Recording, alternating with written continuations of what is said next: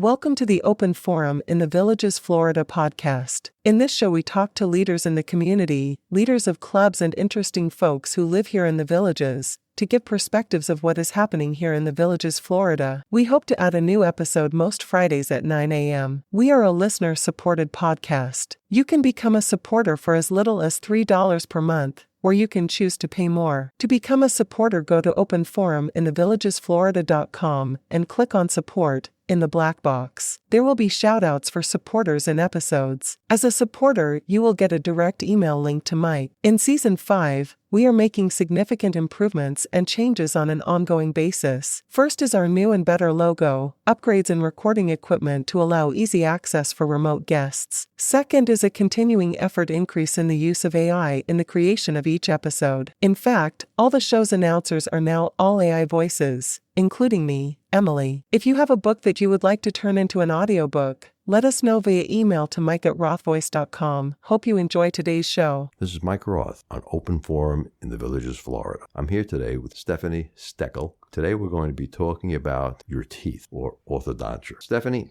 why don't you tell our audience a little bit about your background? How did you get into orthodontic work? Well, thanks for having me today, Mike. I really loved doing orthodontic treatment. I did that for 23 years. Before I became an orthodontist, I grew up like everybody else. I grew up in the time of Charlie's Angels and Chips in the Los Angeles area. And looking good was important, and having a nice smile was also very important. Mm-hmm. When I went to school, I really enjoyed studying two areas. I liked art and I liked science. Mm-hmm. And I thought dentistry, going to dental school would help me combine the two interests. So I decided to go to dental school. I went to a wonderful dental school. I went to UCLA. When I finished there, I came out to Philadelphia and got to become a general dentist for about 5 years. And I enjoyed doing general dentistry. I was lucky to work with a group of dentists who also did other specialties. So for 5 years, I worked with other specialists and did general dentistry. But I really started to gravitate towards orthodontics. It was fun and it was meaningful. So then I decided I'm going to go back to school. Mm-hmm. So I went back to school in orthodontics down in Georgia. And I enjoyed the Medical College of Georgia and all I learned. The faculty was wonderful. And then I set up my practice in Delaware and practiced for 23 years as an orthodontist. Mm-hmm.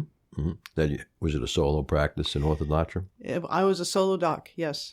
Mm-hmm. That's good. I understand you also wrote a book. Tell our audience a little bit about your book. I really enjoyed writing the book. It was a new creative process for me. My book is called Crooked to Straight, and it's about it's a guidebook for patients, parents, kids, anybody that wants to get orthodontic treatment. I'm your guide to tell you about what to do before, what to do during, and what to do after. I'm not treating you, but I am your guide. In the book, whether ebook or paperback. You can look me up and find information throughout the process of your treatment. I want you to succeed, and I want you to have a good experience with the staff and the doctors. So my passion for writing the book was there because I truly think that a good doctor-patient relationship is the basis for successful outcomes. Mm-hmm. Mm-hmm. And was that the reason that you wrote the book? The reason I wrote the book, I was inspired by my dog. I have a wonderful dog. He's a Kelpie. It's like a farm dog. Mm-hmm. And about a year ago, he had this really tough skin condition that the local vets, we couldn't get resolution with. So my husband and I started looking up, online, what can we do to help his skin heal? And what we couldn't find or get resolution either. Last year, I was in Gainesville visiting a Rotary Club, and I met a veterinarian that teaches at University of Florida, Gainesville. Mm-hmm. And he recommended we, take a look there. We found out that there is a dermatology clinic at the school. Mm-hmm. So we made an appointment for our dog. After the appointment, they sent us 8 pages to fill in. 8 pages? Of documentation of history on our dog. Mm-hmm. We filled it in, brought it to the appointment. And I was so impressed with them because you had veterinary students, you had first-year residents, and you had attending doctors. They all 3 of them read the information. Mm-hmm. And they asked a lot of questions. They asked us about his history, and they wanted to confirm they understood what we had done and what is going on. Sure. Then they did the testing. And Okay. They ordered tests. We got a diagnosis. They explained what we needed to do. Of course, in a sense, I'm the patient along with my dog because I have to render the care for him after we leave. Mm-hmm. But it was very successful. And I truly believe it was successful because we had a really good doctor-patient relationship. Mm-hmm. And now my dog, wherever we go, walking around the villages. He gets compliments on his coat. He has a beautiful coat. His skin is healed beautifully. And because of the experience with your dog, you decided to write a book for people who needed orthodontic work. Well, I really got to know my patients as an orthodontist. I really loved spending time with them. I'd see them, on average, are treated 21 months, national average for orthodontic treatment. So I see them a lot. We become, I wouldn't say family, but we become really trusted friends for each other. So I want them to trust me. I want them, of course, to like me. That would be great too. But I certainly want them to trust me that I'm going to take good care of them. So I really believe in that relationship. And it just hit home with my dog's experience. So that's where the genesis of the book came from. So when someone was in your practice for orthodontic work, how often did you see them? When I first started in 1995, the typical adjustment frequency was every 4 weeks. And then we started to include or change the wires that I used for the adjustments. And these wires had a longer activation period. So we actually stretched out their appointments to 6 weeks. And then over time, we went to 8 weeks. Okay, activation period means? How active the wire is once it's attached to your braces. Before it loses its tension. Right. Okay, sure. Did you have any interesting experiences while you were writing your book? The experience of writing the book was very creative and very different than any other writing I did before. It was fun, but it was hard. And I found that my experience writing the book was really one of the 4 reasons people write books. Usually they write a book from a shared experience. Or they may write a book because, hey, I've got a business and I want to promote my business, so I'll write a book about it. Or they have a passion for a certain topic and they want to put it in a book. My reasons for writing the book was really a shared experience, but not really. I was a dentist, then I was an orthodontic patient, and then I was an orthodontist. So I felt like I had seen both sides of the chair a lot. So you went through orthodontic work as an adult? Yes. Okay, I did too. And for me, it was a different kind of experience. It's very different as an adult compared to kids. Yeah. I always was a little bit angry at my dad for not putting me through orthodontic treatment when he put my younger brother through. And they said, well, you didn't need it.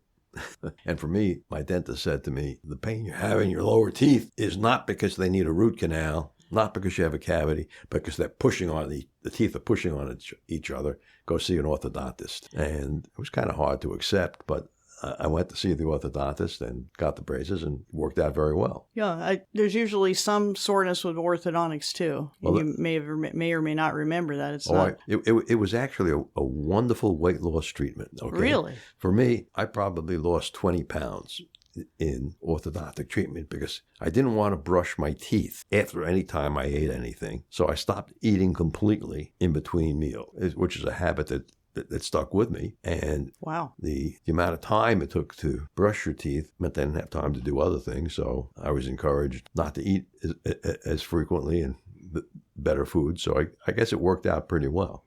Well, you had cleaner teeth for longer periods, it sounds like. Well, and that's good. Yeah, and that's been a continuing habit. But if we want to lose a couple of pounds, I'll definitely recommend braces.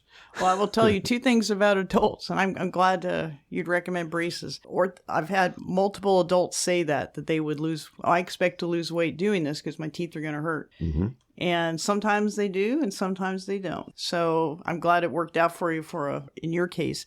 The second thing I learned is that adults, when I designed my office, I was told by the office designer, you want to have a room just for adults because adults don't want to be with the kids. And what's funny is that room ended up being empty most of the time for adults. Adults want to be with the kids. They don't want to be by themselves in a room away from kids. The kids are fun. The kids want to interact, and so it was fun to see how that changed. And the expectation was this, but it was fun to treat all the different ages together. Yeah, I didn't even notice the age of the other patients at the office. Yeah. It didn't make a difference to me. Can you tell our listeners a little bit about the specialty of orthodontics? Sure. Orthodontics is a treatment that over 2 million people in the United States choose every year to get done, probably closer to 3 million. And if you're going to do that, I strongly recommend that you consider that there's a time commitment, and you were just discussing an oral hygiene commitment that goes along with it that's greater than what you're experiencing now. So over 2 million people decide to do this, adults, mostly kids, but maybe about 30% adults. And when you go in to get treatment, it's a change to your lifestyle. But you'll get to see changes in your teeth. Probably give it about a month, you'll start to see your teeth starting to look better. So it's worth some of the discomfort you'll go through. And then there is some discomfort. You just have to expect that. In the profession, there's definitely a trend towards mass customization of orthodontic treatment, meaning like the braces are customized for that particular patient. Yeah. Or the aligners, the clear aligners are customized. And there's also a trend towards as much delegation as possible that's legally allowed for the staff. So you see the doctor and then you also see the staff while you're in treatment. So is that Invisalign braces that you were talking about? And that's one of the brands that are out there, yeah. Mm-hmm. And that's better than the traditional stuff which was wired on? I'm going to give an engineer or economist answer on that, which is it depends. Okay, tell us both. If you're somebody who doesn't mind having the fixed braces on your teeth, and of course you don't know until you know, I think the braces may serve you just as well as aligners. And now if your orthodontist gives you a choice, then it makes it a little tricky for you to choose. You may want to choose and work with what your orthodontist recommends for your particular treatment. I find that there's pros and cons with each. You described having hygiene, keeping them very clean takes time, and that's true. If you take the aligners out, you can brush and floss normally. Mm-hmm. But you also have to clean the aligners, make sure you put them back in. If you lose time during the day, forget to put them back in, it could delay your treatment.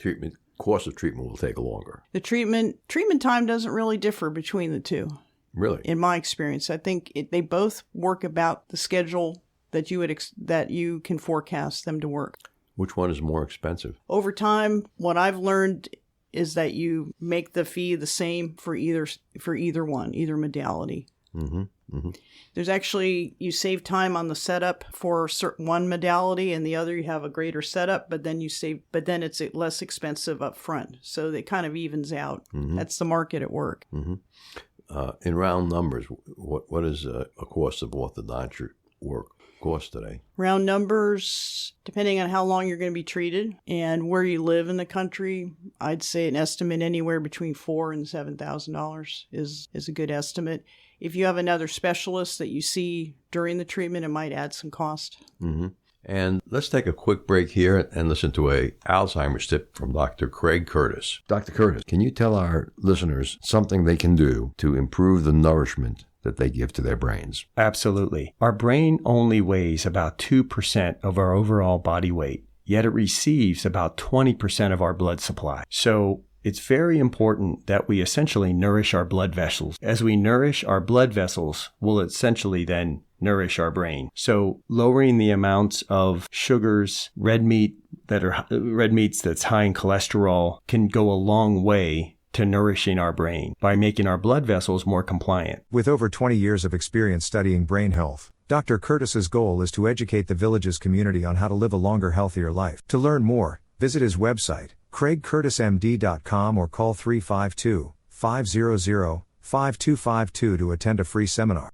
Here in the Villages, we have a lot of people way over 60 years of age. Does it pay for someone over 60 years of age to get braces? If that person's looking in the mirror and isn't happy with their smile, braces may be a nice option for that person. It's conservative. You're not, let's say they have crooked teeth they don't like, or they don't like the color of their teeth. The color of their teeth issue, braces probably aren't an option for somebody like that. Maybe getting some whitening or veneers might be a better option. I do recommend whoever you see for consultation, ask them what your options are. Even if it's an orthodontist. I mean, I was a general dentist for a while. So somebody said, am I a veneering candidate? Mm-hmm. I would say, yeah, you probably can get veneers done instead of ortho. You could do that. So I'd say that's somebody over 60. If you're looking in the mirror and you say, hey, I don't like what I see. What is it you don't like? Mm-hmm. Write that down specifically and talk to your dentist. If you're thinking about orthodontics, your dentist is somebody who knows you, your hygienist knows you. Talk to them about the experience and what would be involved. But what I recommend is you're really specific about what you want to change. Because you just want straight teeth or a perfect smile, that's fine, but you're gonna be better prepared if you're a little more specific on what you want to change. Mm-hmm. Mm-hmm. And this is a question I asked before we went on the air. Will someone who has orthodontic work to straighten out their teeth have a lower risk of needing implants? People who go through orthodontic treatment, whether you're a child or an adult, you're undoubtedly spending more time taking care of your teeth. You're removing the plaque. You're taking care of your gums. And if you're doing that, you're maintaining the health status of your teeth very nicely. So tissue health, gum health is important for maintaining your existing teeth. And if you've had orthodontics, you're probably a little better at taking care of your teeth. I don't know if there's a strong correlation between that and needing implants later. I'd say that really hasn't been studied. It's for me to definitively answer that. What's the most common questions that people would ask you as an orthodontist at the first exam? A 12-year-old in the chair will ask me different questions than an adult in the chair. Understands. The 12-year-old will ask me, is this going to hurt? And I will tell them, well, if your teeth are going to straighten, expect them to be sore some days. Not every day, because you're going to have them on 2 years. Your teeth aren't going to hurt every day, but they'll hurt a little after each adjustment. And then it gets better as the days go on, and then you don't feel them anymore.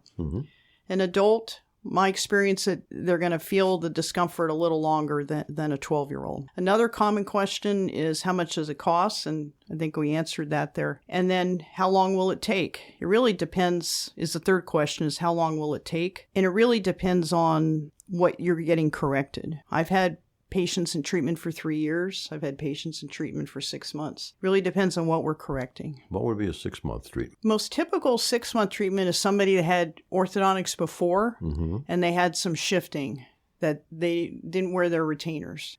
So their one tooth moved out, another one twisted back, and they want to get them back in alignment. And so it's not all the teeth are being treated. Okay, so specific cases.